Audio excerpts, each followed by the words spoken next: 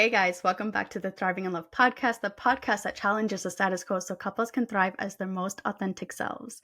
I'm your host, Sana, spiritual mentor and embodiment coach, and I also am the founder of Growth Club, a membership in LA to help women connect deeper with themselves and each other. And I actually met Danielle at one of my Growth Club events, who I was so inspired by her honesty, her vulnerability, and her courage to share her truth and her story with us. And I just had to have her on the show. Danielle is an executive coach and a consultant, but today we're actually going to dive a little deeper into her personal journey through IVF. Danielle, welcome. Thank you so much for being on my show today. Thank you so much for a lovely intro. I'm so happy to be here. I will love to start with sharing about what you already shared with me in private, but, with my audience, just to give them a little backstory on your journey, things you've tried, how many times you've tried, and how that whole process has gone for you. I started an egg freezing cycle at 38. You go through life, you don't exactly meet the right one right away. You want to know what your options are. And, at 38, I just became curious and I went to the doctor. They count your follicles. That's like one of the biggest things on each ovary. And then they test your AMH level. The doctor said, you're kind of low for your age, which sent panic through me. Yeah. So I decided, I wasn't really sure where I was in my relationship at that time, that I was going to do my first egg freezing cycle. So you don't get too much information out of egg freezing. You just basically, you do the injections, you have the egg retrieval, and then they freeze them, and then you don't hear anything else about it until you unfreeze them later. Yeah, that's insane. I mean, do you know why that is the case? You just don't know how the egg's going to react unless you put sperm in the egg. So when you freeze your eggs, you're in a little bit of a no man's land in terms of info. And then at what point did you decide to unfreeze the eggs, and what was that process like? Okay, so it turns out it did work out with that partner. We stayed together. We're engaged now. Amazing. Congratulations. Thank you. So your ring is gorgeous. I've seen it. It's beautiful. Thank you so much. Yes, did a very good job with that. Something that I really learned through this process is to honor my younger self's choices. That was really the big lesson I got out of it, in the long term. So then, I was kind of enjoying being with him, traveling, life, right? I mean, I like excitement. We weren't not trying either for about 2 to 3 years. And we're like, all right, well, I'm not getting pregnant. Let's go back, see what they have to say. I was going to do an IUI first. Do you know what that is? No, what is that? Okay. I don't know if you get shots for it because I never took that route, but it's when you take Clomid, which makes you ovulate more than one egg a month. It's almost like an IUD where they insert his sperm directly into your uterus to the way they describe it is shorten the path. And the chances of miscarriage increase with that because you can't test the embryos. So she's like, well, given your age, I think we should go right for IVF. So we were like, all right, you kind of go into it very optimistic, right? Right. So you do the injections again, right? So it's called STIMs, the injections.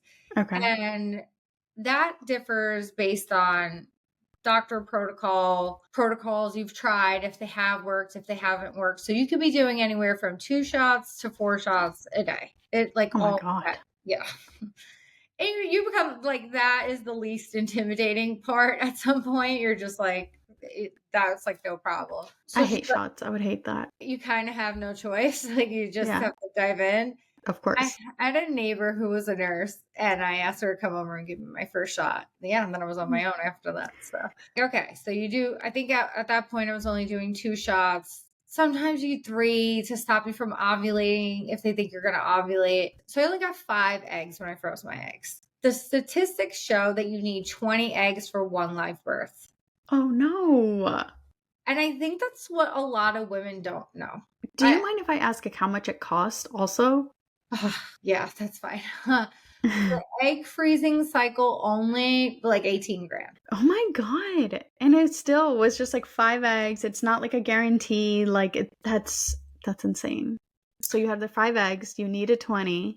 And then what happened? I mean, I was pretty optimistic. I was I'm healthy. I take care of myself. There's tons of supplements, which I could like share. Like, I don't know if you do like a follow-up. Show notes. Yeah. Yeah, I sure. can send you a list of all the supplements I took because I do think that they help to some degree. So you just like, you just kind of hope for the best. So when we did the second rounds and we were like doing the IVF, she's like, I really think we should unfreeze your 5 eggs, mix it with the amount we get this time, and let's give it your best shot. And I'm like, okay. And I'm like, well, those are younger eggs. Like, they're probably more viable. And also, the hormones make you forget easily. So if I'm like a little dodgy with information, it's like, you're just kind of like outside of space and time while you're doing it. I think I got like 7 or something like that for the second egg retrieval. All 5 of the eggs that I froze did not make it. Oh my God. None of them made it. Damn. I know. And I'm like, hey, like, what, she calls me. She's like, oh, it's really disappointing news. They just didn't make it through the thawing process. What was your initial emotion? Like, what was going on through you emotionally at that phone call? You just had surgery the day before, know? So you're like on pain meds, like you're just not really there. And you're like, foggy. Yeah, exactly. So you're just like, you're so disappointed. Like, I think I was just like shocked. Like, yeah, wow, like we spent all that money and like you're just telling me like not one. And I think like also my reaction was, she was like, this is very rare that this happens. And I'm like, am I really the exception to the rule? So obviously like the one thing you don't want to be rare about. Yeah, exactly. And I kind of jumped on Reddit, and like there's tons and tons of support groups, forums. Highly recommend any woman who's going through it to not go through it alone and get on board with those, because it's such an unregulated industry. So you really have to kind of crowdsource what you think is the best option.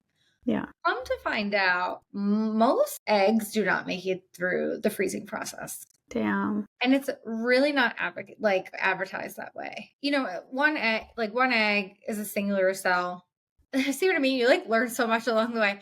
And an embryo is many cells. So embryos can withstand the freezing a lot more than just the eggs. A lot of people do acupuncture in conjunction with it. I did. And my acupuncturist has said, I've never seen one of my patients get pregnant from egg freezing. Wow. Mm-hmm. That's insane. Do you know why you did the eggs and not the embryo? Well, I didn't know that information. Right. They didn't give you that information. Like, that's insane. Well, they'll be like, you do need a lot, but they don't say. Basically, it comes down to this. Each cycle has about a 5 to 10, maybe 15% chance of success based on age or your health. So you pretty much have an 85% chance of it not working.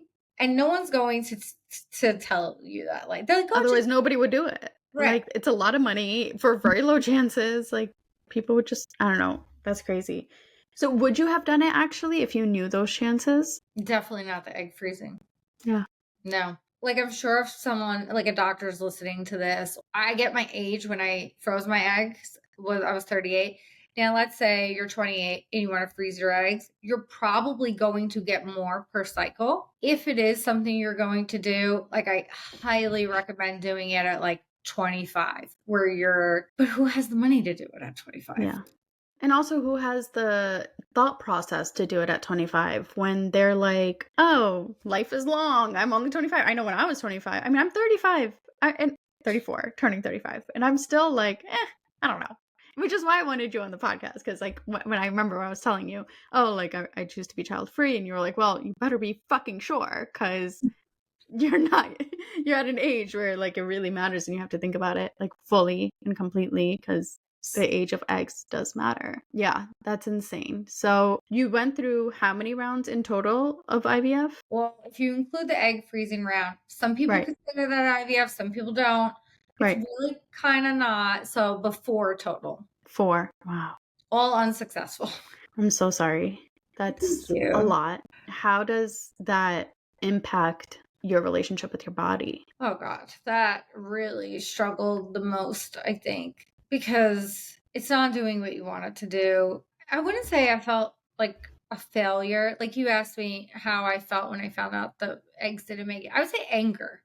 Yeah. Like, this was sold to me in such a different way. So I think I was really angry, which is kind of my default emotion most of the I time. mean, I think it's so valid, right? It is anger at the lack of education. It's anger at the reality isn't taught to us, right? Which is honestly why I also have this podcast, because nobody teaches you about the truth about marriage, right? Like marriage, they tell you you get married and then you live happily ever after. And it's just like, well, that's not really true, because you grow and you change and you're ever figuring out life. And yeah, like I think that anger for me was, why did nobody teach me how to be a wife? Why did nobody teach me how to be a woman that has to balance my hyper independence, wanting to do it all myself, all of that stuff with like, oh, now there's this whole other person that I actually need to allow into my heart shell.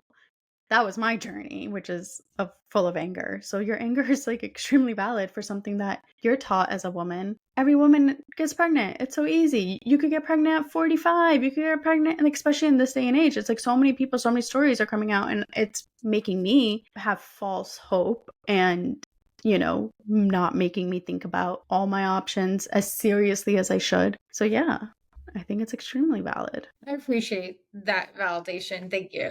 It means a lot. It's not the get out of jail free card that it's kind of sold to women. Like, if I could scream from the rooftops, like, egg freezing will not bail you out, like, I would. And that might be a hot take. And again, it's like personal to my experience, but I just don't think that it is. And if folks do their research, I think they'll find that a lot of women feel similarly to me. But yes, in terms of my relationship with my body, it's like you kind of have to disassociate the whole time, right? Because you're just like giving yourself these shots, and you know you have to be home for the pharmacy deliveries. You have to be home for the shots. You have to take them at the same time every day.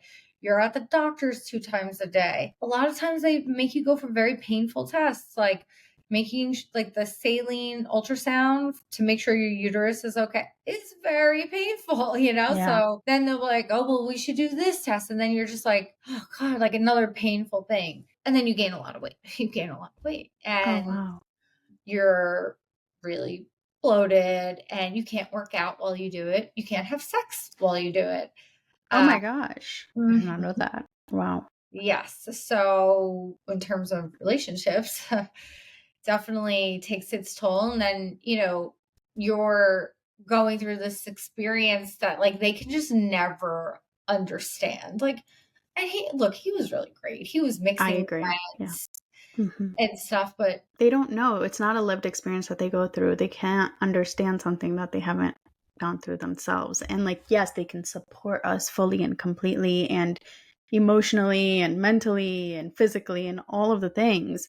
And yet you still, I'm sure, felt incredibly alone in the experience because it wasn't him going through it. It was you. yes. And yes, he may have a ton of emotional stuff coming up as well. Like his dreams and hopes of wanting to be a father are getting further and further and harder and harder. And his emotional toll is so valid and all of that too. But like the disconnection that I'm sure you felt from your body, your beauty, your feminine energy, your like vibrancy, your radiance, your like whole self, is just like, that's a lot harder. It's just muted. Then one of the nurses told me that doing it is like almost like menopause. Yeah. Yeah, like the way your brain reacts to the medication and stuff. So you're like going through this like 2 week intensive menopause. Wow. It's just really That's insane. yeah. So you mentioned like his dreams of being a father. So he is a father. He has a son already. I have to be honest, I'm so thankful Yeah. because I think that if he didn't already have a child, I would feel so much more pressure to keep going. And I don't want to keep going. Like I'm Yeah. at peace with where the journey has ended. Yeah. Wow. Yeah. Like, thank God he has that, right? Like, he already is a dad. Would you feel guilt or anything like that if you were like, you know what? I know you want to be a dad. I'm so sorry. I can't give that to you. You're free to go. Or were you like, no, like our love, our relationship is it. The kid would just be like a bonus add-on. And like, I know he loves me regardless. I guess I never really thought about it because I didn't have to, because his son has always been here, Yeah. I would imagine it would come to that if that's something he really wanted and we couldn't make it happen. Like, if, you need to move on, that's fine. But yes, if he didn't already have a son, I'd be doing more rounds, without Yeah. a doubt. And Wow. maybe that's, women feel pressured. 100%. Yeah. Yeah, I think I would feel like incredibly pressured to continue. And I'm Wow. just so grateful that I don't have that pressure. I'm so grateful for your honesty. Like, wow. Thank you so much. Of course. What is the most supportive thing that a partner can do for their women going through IVF? Unfortunately, there's not much they can do, but managing the medication, I really appreciate. Like, I was like, oh, well, he could kind of be part of the process. So you have to like actually mix the meds with syringes and Mm. stuff like that. And he learned how to do it. It was recommended to me by my acupuncturist. Like, why don't you create a ritual every night when you do it? So I That's cute. yeah, it was. And it kind of helped. Like, we lit a candle, we played the same song every single Mm. time. And then I would write like on a pad of paper if I did the right or the left side, because you kind of forget. Yeah. And we would date it and write it. And, the whole thing took about 10 minutes or whatever. So I really appreciated his support that way. He provided a ton of financial support. Yeah. So I know that that's not an option for every couple, but he basically was like, I would just want you to do this and not worry about the financial aspect of it. I realize that we're fortunate to have that. So that definitely No, made I think that's beautiful. Like, I think that I'm very open on the podcast about the fact that my husband pays the bills in our relationship because he wants me to be creative, and an entrepreneur wants me to like have freedom to try things and fail and not worry, right?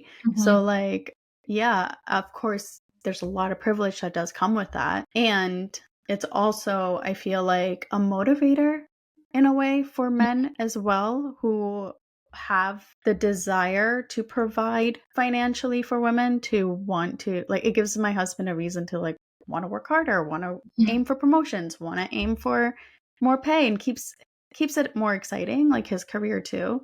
So I think it's a beautiful thing. I think more men, if they see it that way, of like, why should I want more money? Well, then you can offer your partner one day with this beautiful gift Mhm. of financial support while they are going through emotionally challenging times.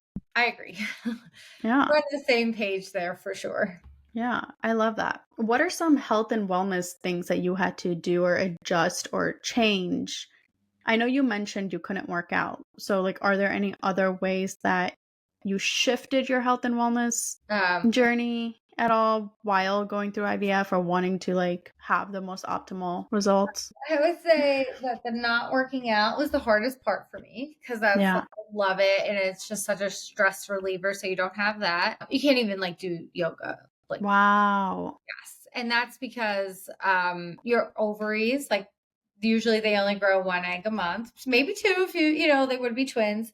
But because you're growing so many during the month, your ovaries are becoming enlarged, and then you Hmm. twist them, and then that's incredibly painful. You would need surgery to fix it. So you really have to be strict. What? That's Yes. insane. Yeah, no, it's very serious. And then like you feel like you have like bowling balls in Oh there. my God. Like, I started waddling, yeah. So you could feel how big they're getting. No, no That's drinking. wild. You have to act like Yeah. you're pretty much pregnant, even when you're pregnant, you can work out, but, Yeah. no, yeah, it's just yeah, lots of supplements. I can't stress that enough. Healthy eating, and then, to kinda switch gears a little bit here, so each round that I did was different than the other, right? So I did the egg freezing round, then I did just like a standard IVF round, and then I got 2 that grew to blastocyst.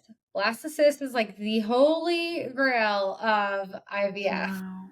That means that they made it to day 5. That's what you really want. And you're just like, and you don't know. Like, every day you're just checking, like, oh, did one make it? Did one drop out? Like, they're always dropping out of the race. And then so I had 2 that made it, sent it out for genetic testing. Wow. They weren't genetically sound. So Damn. the third round we did a different protocol. and I wound up having what was called empty follicle syndrome, which looked like I was going to get 8 to 10, and we got 4. Oh, wow. That was kind of the hardest moment because so basically they go in, so surgery, right? They go in there and they poke the follicles, suck out the egg. You're asleep for all of that. But because they weren't coming out, she went in and out a whole bunch of times. Ooh. Sent me home without pain medication. That was absolutely the worst pain I've ever felt in my life. Holy shit. That was the worst moment of it all. Because, like, they give you fentanyl for pain while you're in there. Oh, wow. And so you can't gauge your pain when you wake up. Yeah. It's in your body before you even wake up. Yeah. And then they're like, do you want more pain meds? And like last time I had said yes, but I slept like 24 hours. So I don't want to sleep 24 hours again.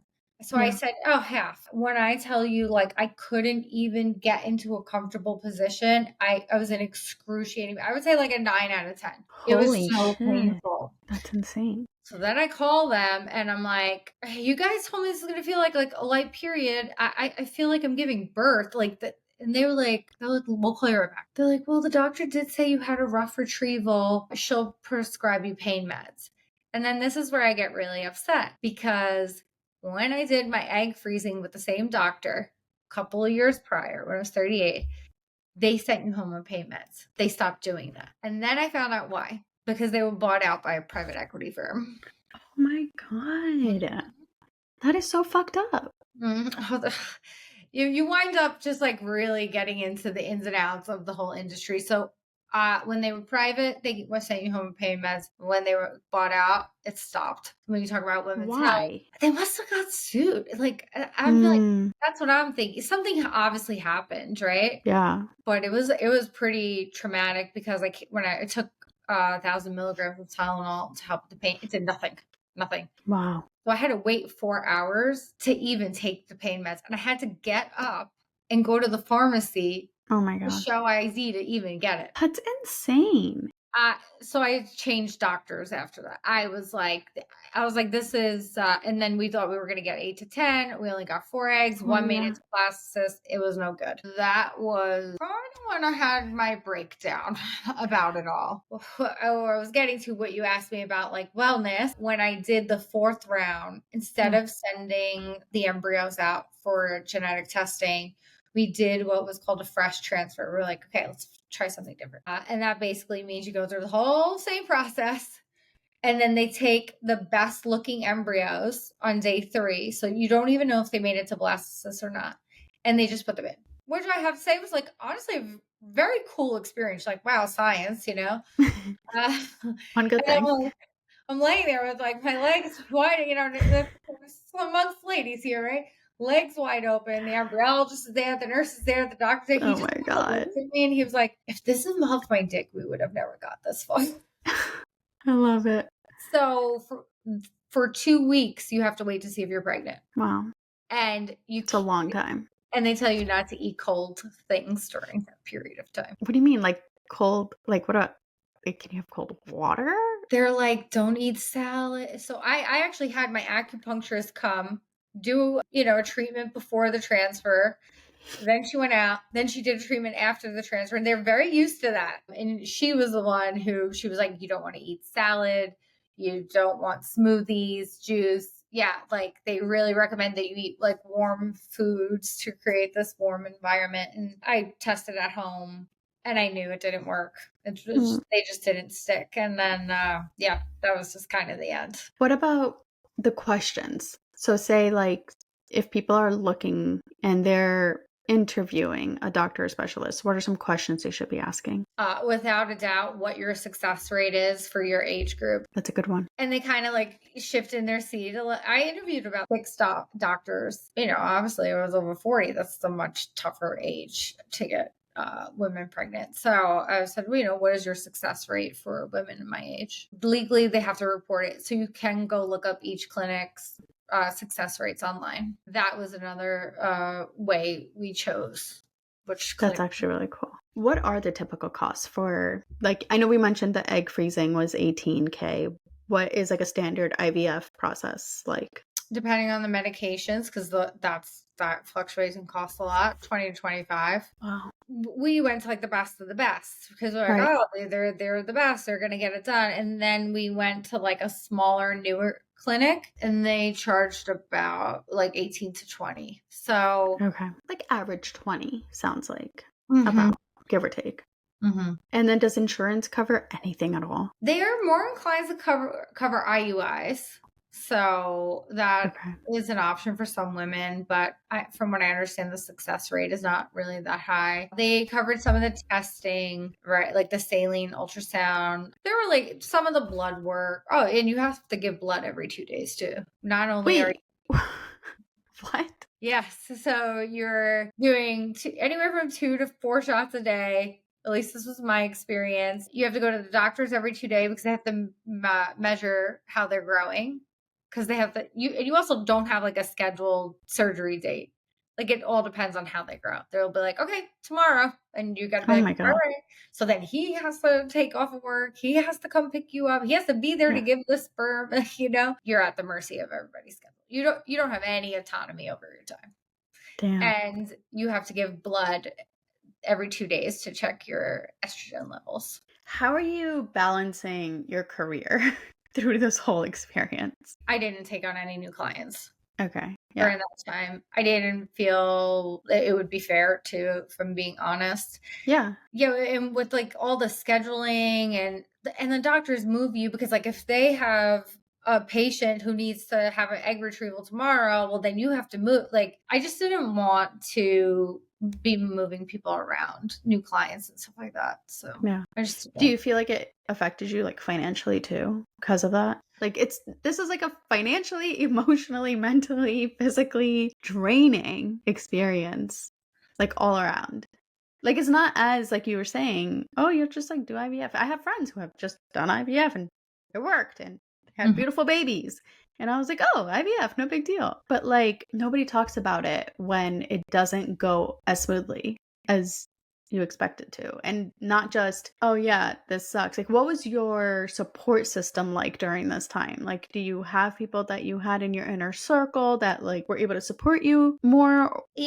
This is where I was also getting pretty frustrated with this. I think a lot of people don't talk about it. I do think it is successful for those people that it is successful for, but I don't believe that's the norm. I think that's what's showcased. I was getting pretty annoyed at one point because I'd be like, oh my gosh, the hormones, and people would be like, just wait until you have kids. And I'm like, why do they say that? oh, I'm like, do you want me to not? Like, do you hate your children?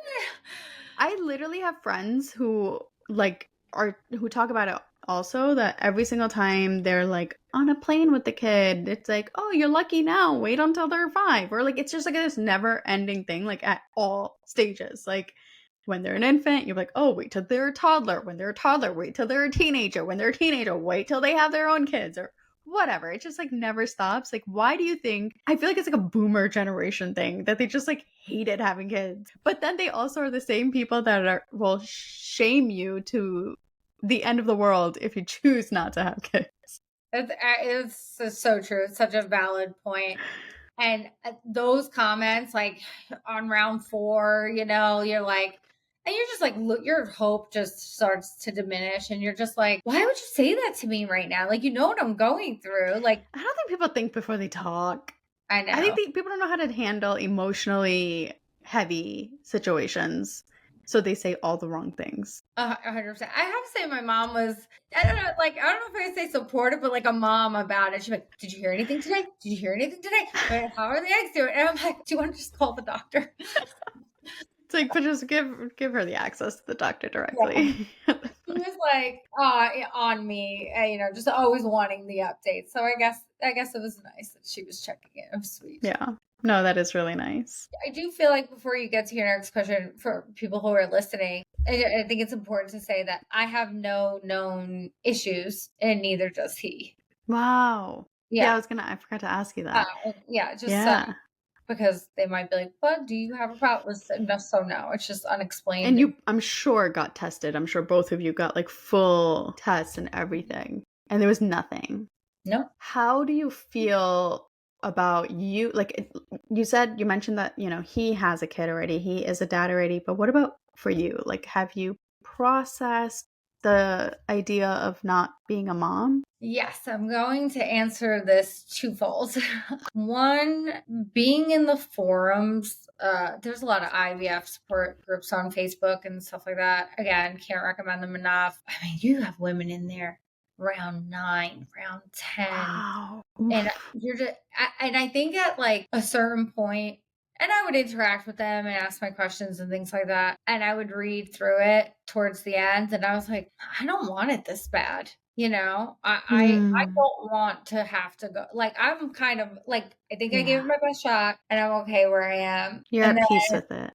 I honestly am. And maybe having a soon to be stepson has a lot to do with that, because I kind of used to joke around like, oh, can't I just have like a kid delivered on my doorstep at 5? And well, here he is. Wow, look at that. You literally manifested it for yourself. Yeah, I think I did. I'm like, I think about it. I'm like, I spoke that into existence. Yep. Yeah, I'm okay with it. I mean, I could still get pregnant naturally. There's nothing preventing that. Yeah. Obviously it's hard, but I mean, at this age, you're so used to just being on your own too, you know? I And like mean, you said, you do get to be a bonus mom. And like your role in that kid's life is going to be very maternal. yeah, we're really developing a good relationship. I taught him how to swim in the ocean a couple of weeks ago, and That's so nice. it was so wonderful. He went from being terrified to like taking on the waves, like, and I was just like so proud of him. So wow, look at that. Mother duties are done. Yeah, it was really fun. And I also have 2 nephews that really kind of feel bonus kids as well. Yeah, for sure. Amazing.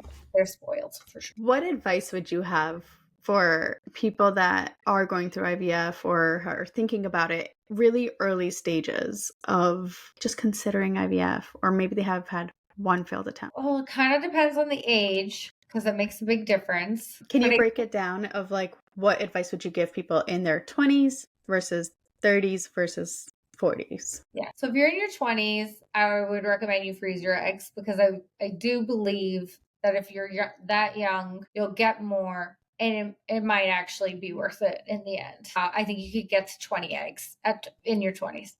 Hopefully. So that would be my advice there. So now like 30s, if they're been trying and they're considering IVF, I do wish I would have done IUIs first, and the doctors really kind of push for IVF. I would say don't take that pressure, try the IUIs.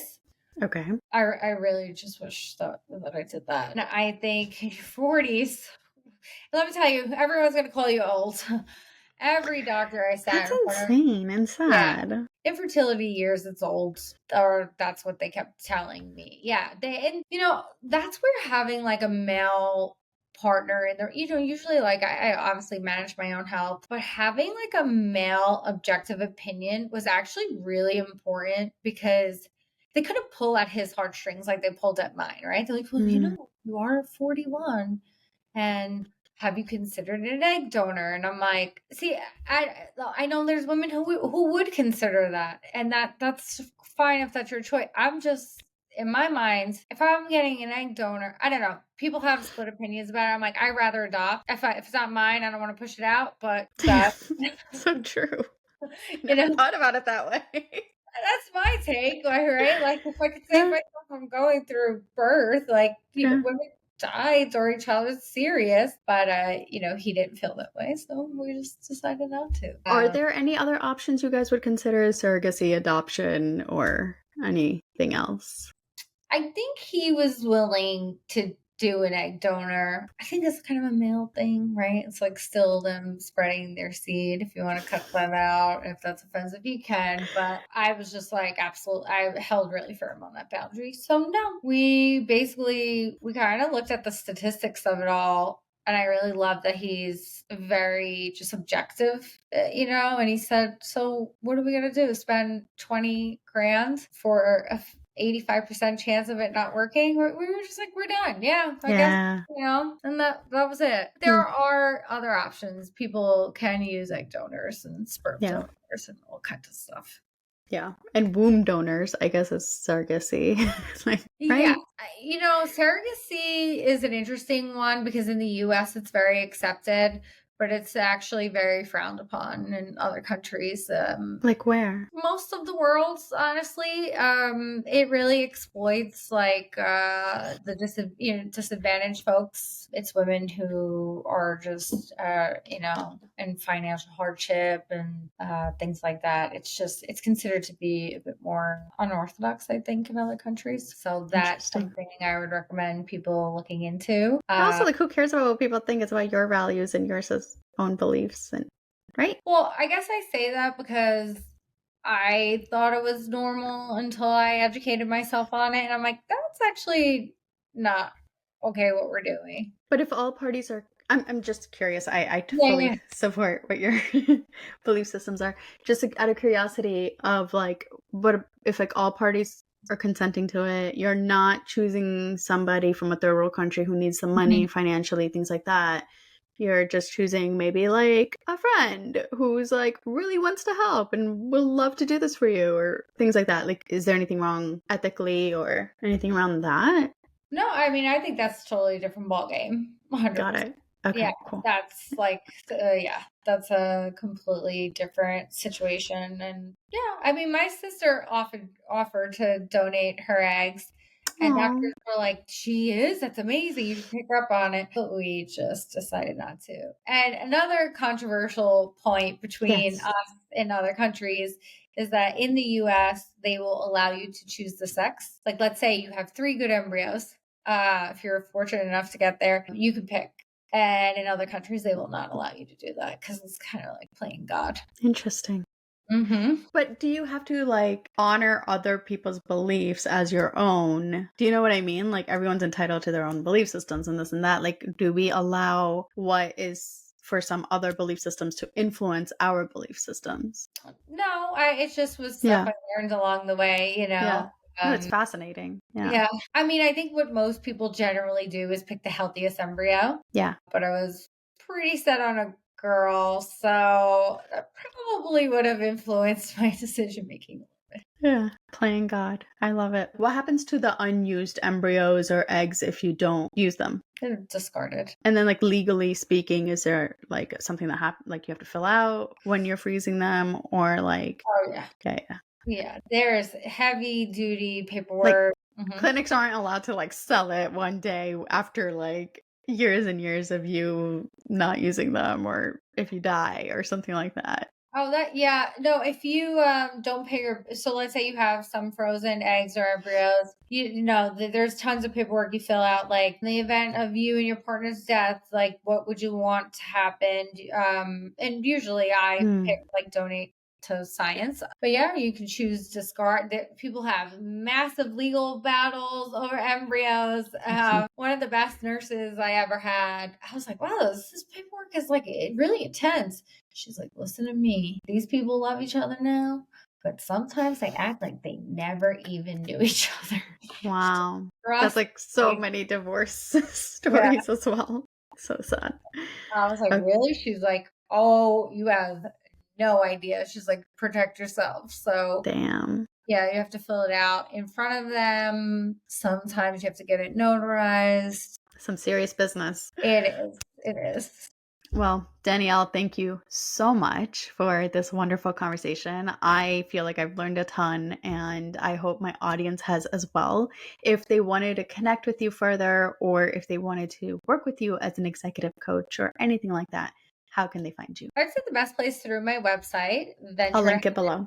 Okay, awesome. Ventureahead.co. I could also give you my email. And I love talking about it. So if anyone has questions, like I really feel like a responsibility to be very vocal about it. Always happy to answer questions. And thank you for having me and allowing me to share my experience, because I think this is a side of it that's not really told a lot. I agree, which is why I'm so grateful for you sharing it with my audience today. And I hope everybody has a great week ahead. And Danielle, thank you again so much. Thank you.